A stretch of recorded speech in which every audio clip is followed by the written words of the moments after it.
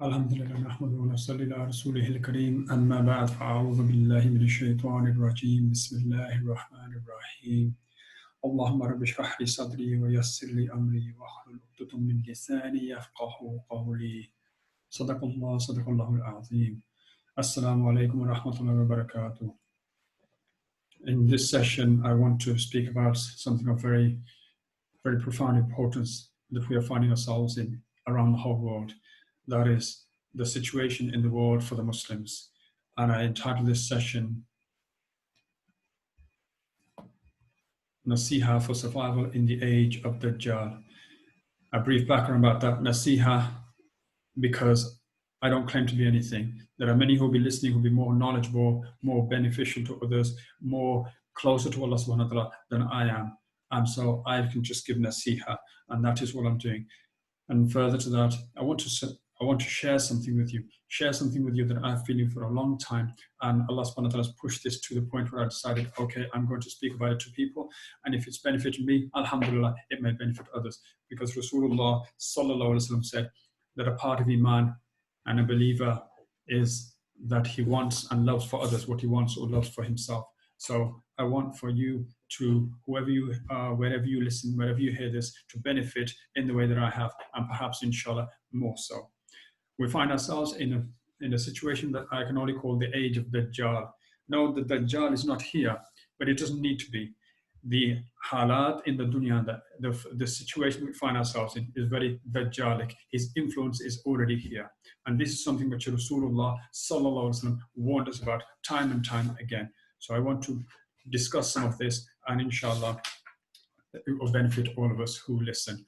Further to this, I want to say that what I will present here, I'm presenting the truth. I don't want to hide from the truth or mince my words or be diplomatic. I'm going to present to you the truth, inshallah, as I've seen what is happening around the world, and I'm going to present some truth about how Dajjal is deceiving us.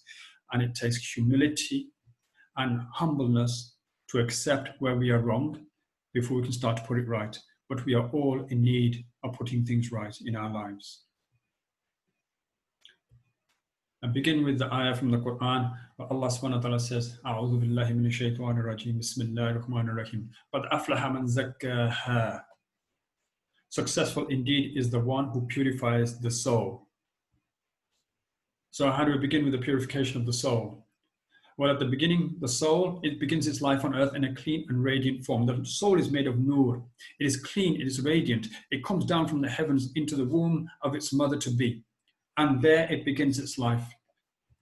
However, when the person is born, past the stage of a child, and as the child gets to the age of puberty, the angels start to write, because now he's reached the age of responsibility. Then he or she, whatever they do, begins to act as a sin or a virtue. Then, as the person commits a sin, it places a dark stain on the soul. This is something Rasulullah sallallahu alaihi wasallam has taught us about. Every time we commit a sin, a dark stain comes onto that radiant soul. And with the continuation of that, the soul darkens and darkens and darkens until it becomes a sinful soul, and we've lost ourselves. This worldly life invites us to many sins, and we have to be aware of that. We have to look around our lives, look around our situations, and know where the sins are coming from.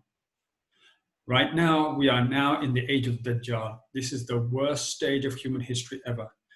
From time immemorial, we've always been encouraged to improve ourselves, develop ourselves. Throughout human history, whatever has happened, we've been encouraged to improve ourselves, make ourselves a better character, better person, to improve on our hearts and ourselves. But now, in the age of Dajjal, is the worst stage ever. So never has it been more important to purify ourselves today in this age than ever before. Never has it been more important than now. Why? Hopefully through the course of this session, inshallah, we will understand why. Rasulullah sallallahu alaihi wasallam said, there will not be any tribulation on earth since the time that Allah Ta'ala created the offspring of Adam alayhi salam that will be greater than the tribulation of Dajjal. The age of Dajjal will be one with the most trials for believers, and they need to be aware of this. The iman of the believer will be tested the most in this time period. All sorts of trials will occur one after another and remain side by side. Sometimes you'll find something happen, and after that, before it's even finished, another trial comes. And before that's even finished, another trial comes. So you see that we're finding ourselves sometimes with trials side by side. One hasn't ended yet, one hurt, one harm, one imtihan has not ended, and another has started. And believers will have to stand together, because in the Jama'ah, the hand of Allah subhanahu wa ta'ala is with the hand, with the Jama'ah. And the Jama'ah, the gathering, the congregation of Muslims standing together, believers, brothers and sisters standing together, working together, helping each other, protecting one another. With that, there is barakah, there is the descension of the angels around us. And that's the way forward, inshallah. Rasulullah sallallahu alaihi wasallam also said, there will be no town which the Dajjal will not enter except Makkah and Medina. And there will be no entrance but the angel will be standing in rows guarding it against him. And then Medina will shake with its inhabitants thrice, 3 times, and Allah will expel all the non-believers and the hypocrites from it. What do we learn from this? The fact that angels stop him shows that spirituality is the only defense against Dajjal. He's stopped by the angels, spiritual beings. That for us is that we need to be spiritual. Whilst being physical and material, we need to be spiritual, because within every single one of us is the human soul. And though people want to go and live in Medina and show their sincerity, so many will not actually be sincere, because due to a material fear like an earthquake, they will leave Medina and go to Dajjal. You have to understand something here. I know there's lots of people who want to go to Medina because they think that Dajjal will protect you from it. But if you look at this hadith, it is telling you that people will come out of Medina when it's shaken by an earthquake. And you have to be careful about this. You see, Allah Ta'ala can protect us wherever we are in the dunya. There's no such thing as all the ummah migrating into Medina. If you can go there and you're sincere, alhamdulillah. And I'm sure there are plenty of people who go there who are sincere. But the point is, this is the only town where the Dajjal cannot enter, but hypocrites will come out of. So we need to be careful about this. We need to be careful. We need to evaluate ourselves. If you want to go to Medina, I would say prepare yourself to work on your sincerity here and now before we make that trip. Because wallahu alam, where we might be on that day when those earthquakes happen. Well, wallahu alam, we may be one of the ones who come out. And we need to be careful about this, because the Salaf used to say, the one who says he's not a hypocrite is a hypocrite. So let's not be so proud of ourselves. Let's be humble. Who knows? Who knows how much hypocrisy we have? We're not ready to go to Medina, then let's work on ourselves. And if we cannot make it to Medina, we still need to work on ourselves, because the Dajjal will enter every town and every city. Rasulullah sallallahu alaihi wasallam said, verily preceding the false Messiah will be years of deception, in which the truthful are belied, the liars are believed, the trustworthy are discredited, the treacherous are trusted, and the disgraceful speak. Do I need to explain this, subhanAllah, in the modern day and age? The meaning of the word Dajjal itself is imposter or deceiver. That's his nature. And the age of Dajjal will be one of mass deceptions, reflecting his nature. There will be deceptions within deceptions, from global to individual level. So what a state we are in, and that's the state we find ourselves in. There's deceptions and falsehood, dishonesty everywhere, in the law system, in the medical system, in the education system, in the social system, in the political system. Wherever you look, there's lies and there's deception. We know this. Even at the social level of society, in families, people deceiving one another, children deceiving parents, parents deceiving children, husband deceiving wife, wife deceiving husband. Subhanallah, the most trusted people in society is the family unit. And here we have distrust. People will generally believe they are doing the right thing when they're actually doing the wrong thing. That's the general theme of Dajjal's deception in this day and age. You think you're doing the right thing, but you're actually doing the wrong thing. And we need to be aware of this. As a result of this, the majority of people will end up following Dajjal when he actually emerges. When he physically emerges, majority of mankind, think about that. That's millions of people will follow Dajjal, and a few will not. And that's what we find throughout the world. Many people are going one way. Few people will be going in the opposite direction, towards righteousness, towards true righteousness. And it's odd that those who go the other way, the majority, will actually slander and demonize the few who are saying something different, who are saying, no, this is not true, this is not true, this is not the way things are, there's something else going on here. They're the ones who are going to be blamed, and they're going to be the ones who will be deceived and demonized by the others, subhanAllah. Well, here are just a few of Dajjal's deceptions I want to go on. I want to touch on a few. The world is full of them. This is just to give you an idea and a taste. And with each of these things, there probably will be many more things to be said, a whole topic to be delivered. But I just want to touch upon these things. And again, before I entered into this, this is just the presenting the truth. I'm just the messenger here. It's not my opinion. It cannot be my opinion. This is the haqq from Allah and His Rasul sallallahu alaihi wasallam, inshaa-Allah.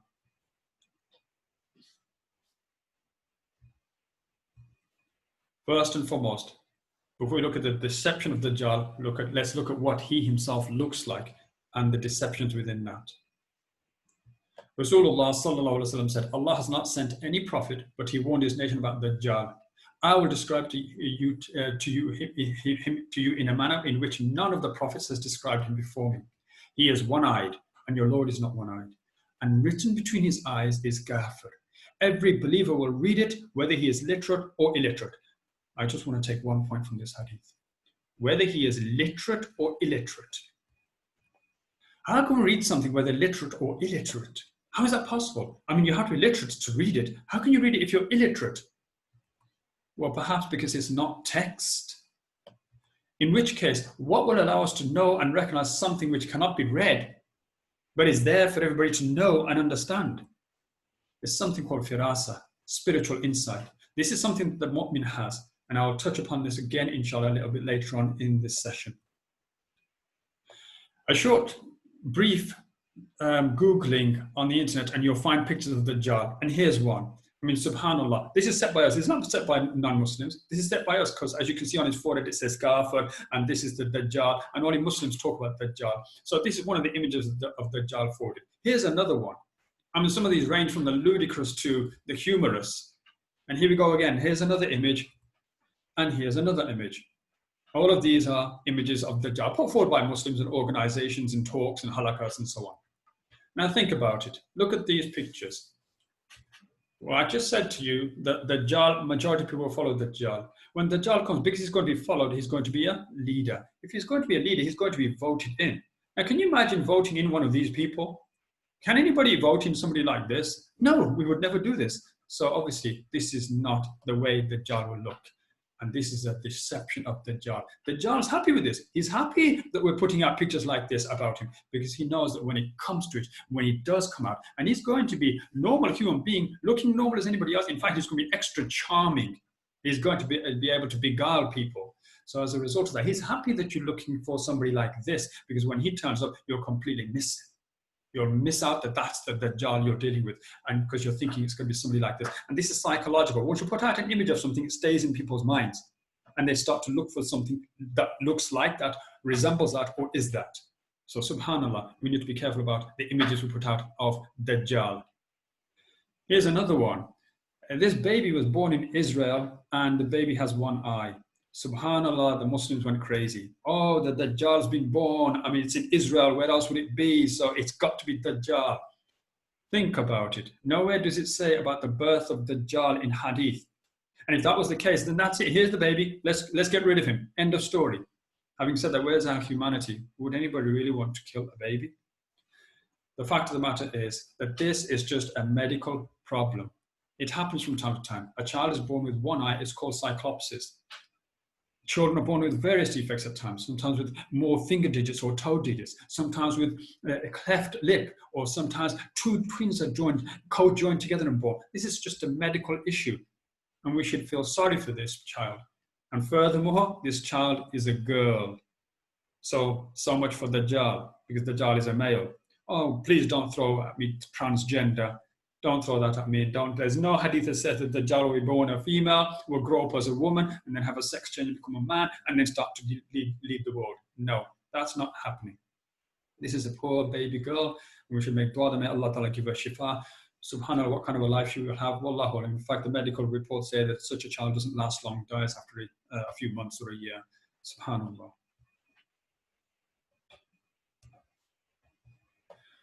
Deception of women. Again, I reiterate, because we can get emotional about this, I reiterate, I'm simply presenting the truth. No harm, again, no offense against anybody. We are here to help one another out. We are here to support one another. We are here to help each other realize the truth.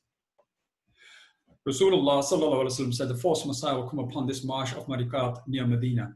it's a piece of land. Most of those who go out to him will be women. Until a man goes back to his wife, his mother, his daughter, his sister, and his aunt to shackle them tightly, fearing that they would go out to the Dajjal. Many women will fall victim to the Dajjal. This is what we learn from this hadith. And our sisters need to be aware of this. Now, many speakers will talk about this, and there are many talks about Dajjal. Please go and look at them on YouTube, etc. Many of the great ulama shuyukh have done this. You can get more detail on various aspects of Dajjal. I'm not here to talk about Dajjal as per se, but I'm looking at the spiritual aspects and how to prepare for him and the halat we find ourselves in. And in many of those talks, they talk about how women are deficient in ways or emotional, and so therefore Dajjal can trap them, or they like trinkets and attractive things, and so Dajjal gives them material things. That may be as it may. I don't want to say this. What I want to say is that this is not to say that women are at fault, no, but that Dajjal will attack them more. Why? Because even historians will tell you, societies are destroyed by you first destroying women. Remove from women their sharm, their haya, bring them out, undress them, and it destroys marriage, it destroys family, which is the bedrock of society. And so the civilization collapses. And that's how it's been, if you look seriously into history, throughout all previous civilizations, and is the situation now. When women are made to become, lose their shame and their haya, then society falls apart. Dajjal has placed deception in every aspect of women's lives. Wherever they turn, there's a deception of Dajjal waiting for them. In response to this, I would say, respect your father if you're young. I know it may be difficult that he tells you, don't do this and don't do that, don't do this and don't do that, too many rules, but he's doing to protect you. No man loves you more than your father. No man's love is more trustworthy than your father's. And he's doing this. And this is in the wake of the hadith of Rasulullah sallallahu alaihi wasallam. So he's doing the right thing. For those of you who are wanting to get married, choose a good husband. Choose the righteous man, and he will guide you, and he will protect you from Dajjal. He will do what it will take. He will put his life before you, and he will protect you from Dajjal if you want to be protected from Dajjal. Deception in hijab. Many sisters wear various kinds of hijabs. These are the things that are available for us by the manufacturing industry. We need to be careful. This is not the way hijab should be. These colors, these designs, these fashion statements, this is what they are. This is not hijab. The hijab is something which is pure, plain, and simple. In fact, it has conditions, 5 to 6 conditions to fulfill before you can actually call that a hijab. If it doesn't fulfill those conditions, it is not hijab. So all of this is not hijab. These are the different types of clothes that some sisters wear, where they find themselves in jobs and so on, and say that, well, I'm wearing loose things. No, none of this is hijab.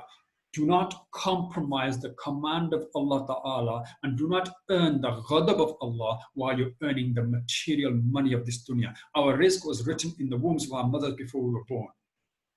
This is also Dajjal's deception, that you think yourself in hijab. Colorful scarves, embroidered ones with bands on them, silk ones, etc. All of this, Dajjal's deception again. This is not hijab.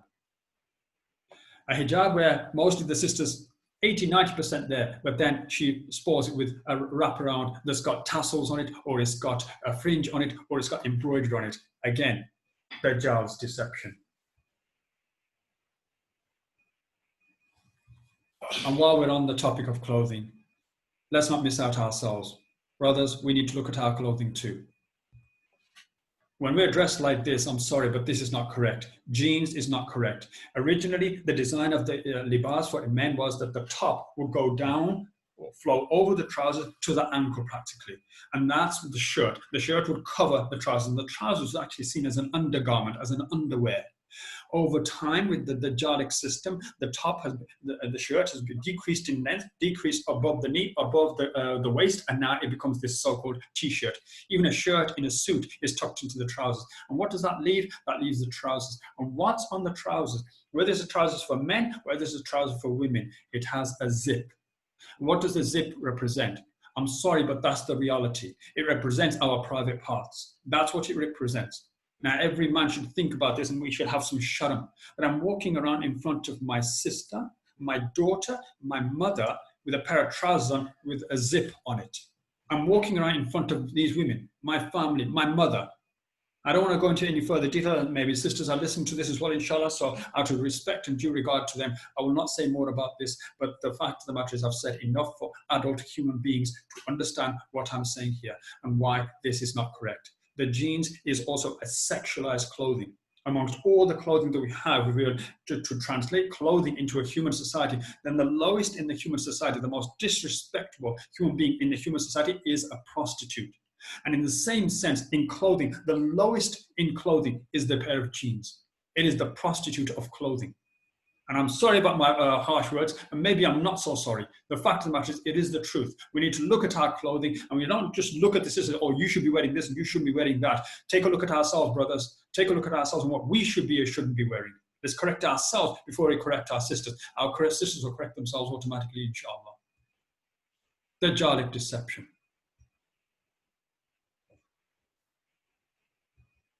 Deception in the madrasa. Yes, the madrasa is a beautiful place. It's the best place for us to go to. It is the bastion of Islamic deen, and we should go there. But as parents, I want to touch upon this now. For parents, there's a few points for you to consider where you send your children to the madrasa. Parents believe that once the child is completed reading through the Quran, he can leave the madrasa. Subhanallah. Yet, they would never remove the same child from school once he has learned to read English. Why don't we do that? Once he's read a couple of books, when I say, like, he can read English, let him leave the school. He's qualified now. We don't do that. But we make the child leave the madrasa as soon as he's finished reading the Quran once through. That does not qualify him. Children will miss madrasa to go to school activities, but never school is missed to go to madrasa activities. We complain paying £30 on a monthly basis, which is what? £1.50 daily for madrasa, yet we happily pay £20 to £25 hourly for tuition, for English and maths and science and whatnot. We are deceived into giving priority to dunya over deen.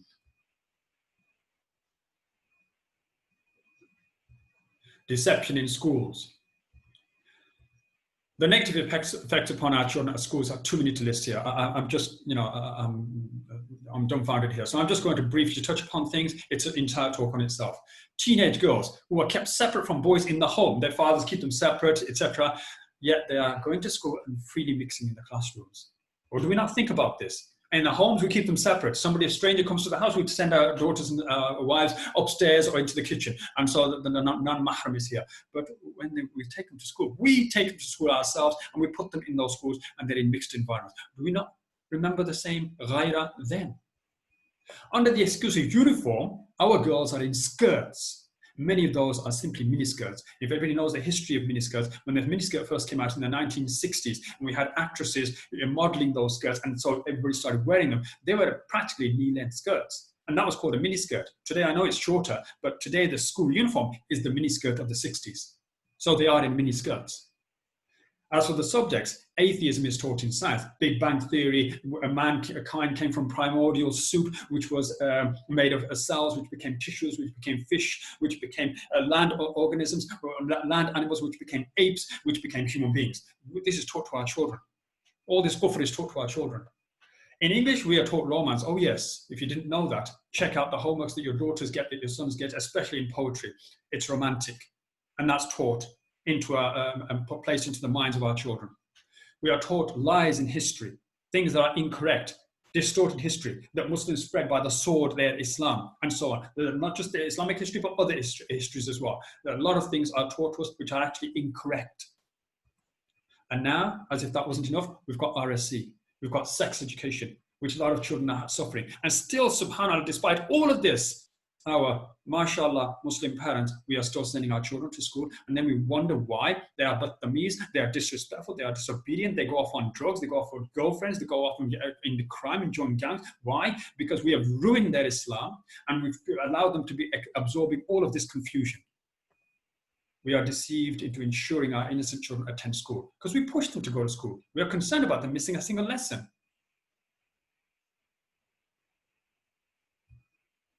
Deception in Muslim schools. Yes, I have to speak about Muslim schools as well. As I said, I have to touch on things that are important to our community and to our development. And I mean no offense to nobody. A lot of good people are doing a lot of good work in Muslim schools. That's not my point here. But we need to look at things, we need to be humble, we need to be sincere, we need to look into the mirror, because the Dajjal's deception is deception within deception. As I said, you think you're doing something right, it's actually wrong. Having been given permission to set up our own independent schools in this country by the government, we still follow the national curriculum. Why?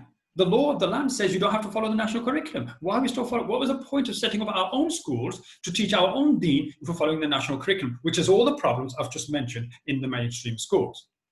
We do our utmost to please Ofsted. Our schools are they're in a panic. I've worked with various schools to help them for Ofsted inspections. They're in a panic. They work till midnight to make sure everything's spick and span for Ofsted inspections. I wonder to myself, when I've done this, I often wonder to myself, do we do this much effort to please Allah for those very same schools? We spoil the girls' hijabs with uniform colors. We say, okay, it's a Muslim school, mashallah, but we're going to have maroon, we're going to have green, we're going to have blue, and the girls are going to wear colors like that for their hijab. That takes away one of the conditions of hijab, which I alluded to in my earlier topic about hijab itself. We shouldn't do that. In fact, some schools put a badge. I mean, the whole idea of a badge is a Western concept anyway, but they put the badge on the scarf as well. Now that becomes a pattern, like I showed you the embroidery on the scarf. So we're ruining the hijab of the girls. We need to be truly Islamic. We need to think and evaluate our principles, which should be Islamic first, foremost, and only.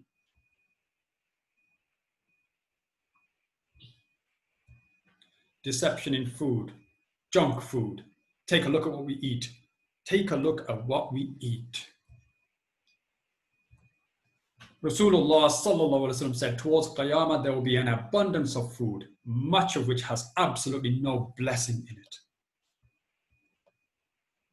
Fast food has almost become the staple diet for most of us now. The harm of fast food to health is well known, and many illnesses in our own community. Illnesses including diabetes, blood sugar levels, strokes, and obesity in children. I mean, people think they're doing fine when they've got obese children, but even Ofsted has been set by the government to go to schools and check on obesity and weight of children, and schools are trying to do what they can to make their dinners more appetizing. But at home, subhanAllah, we feed them with all the junk food that they can ask for.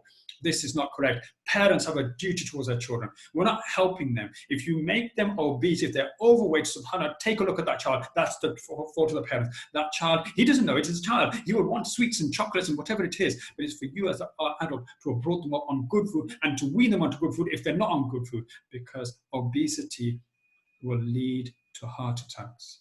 You will lose your children. I'm sorry, but that's the truth. And don't take my word for it. Go and look at the medical reports. Obesity will put an excess amount of pressure on the heart, and in time, especially with children, because they run around a lot, the heart will seize.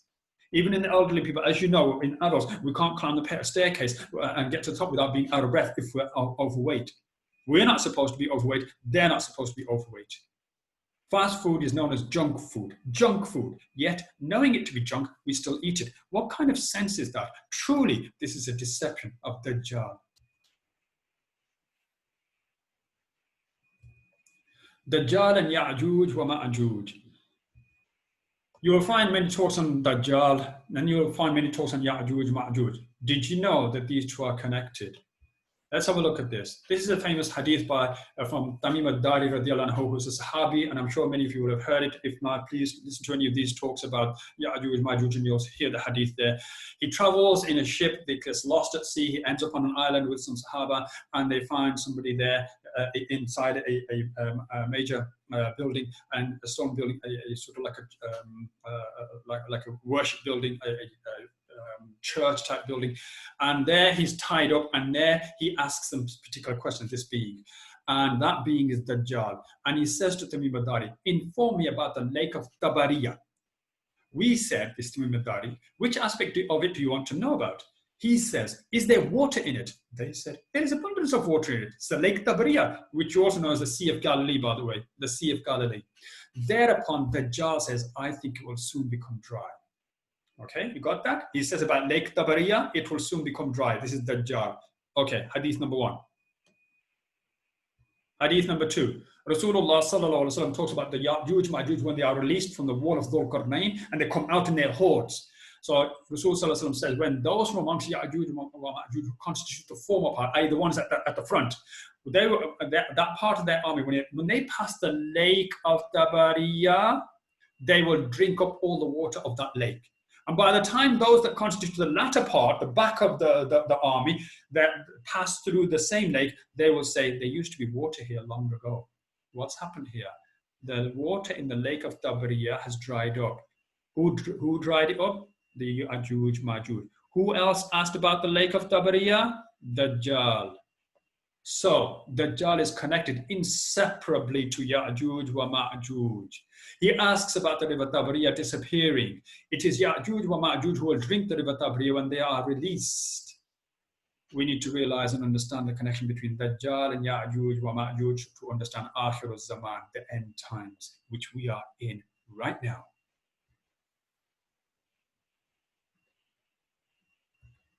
The latest deception. The world in a lockdown.